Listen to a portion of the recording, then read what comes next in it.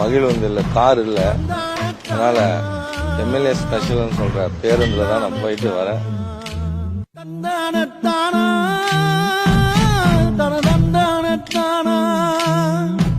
எளிய பிள்ளைகளும் குடிசையும் கோபுரமா மாத்தி காமிச்சவர் தான் தமிழக முதலமைச்சர் விஜய். நன்றி சொல்லிட்டு அப்புறம் என் கால் கவசமான காலணிகளை அணியிறதா நான் முடிவு பண்ணியிருக்கிறேன். ஏன்னா என் தொகுதி நான் ஒருத்தன் கௌரவம் இழந்தா என்னுடைய தொகுதி மக்கள் 1,00,000 பேர் பயனடைவாங்க. என்னுடைய 1,00,000 மக்களுடைய நலன் தான் முக்கியமே தவிர என்னுடைய தனிப்பட்ட கௌரவம் அதை விட சிறுமையானதுதான்.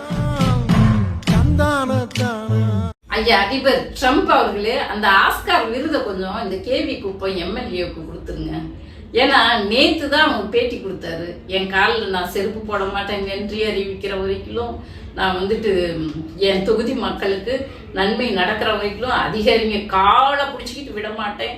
நான் எளிமையானவே அரசு பேருந்துல தான் போயிட்டு இருக்கிறேன். இதுக்கெல்லாம் காரணம் எங்க தாவேகா தலைவர் விஜய் அவர்கள் தான் அப்படின்னு சொல்லிட்டு நியூஸ் தமிழ் சேனலுக்கு நேத்து தான் பேட்டி கொடுத்தாரு.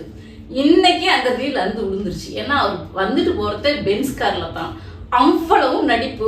கவுண்டமணி சொல்ற மாதிரி எப்பா இது உலகமாக நடிப்பா இருக்குதுடாப்பா, எப்படியெல்லாம் சொல்லி இந்த மக்களை ஏமாற்றி ஓட்டு வாங்கியிருக்கிறாங்க பாத்தீங்களா.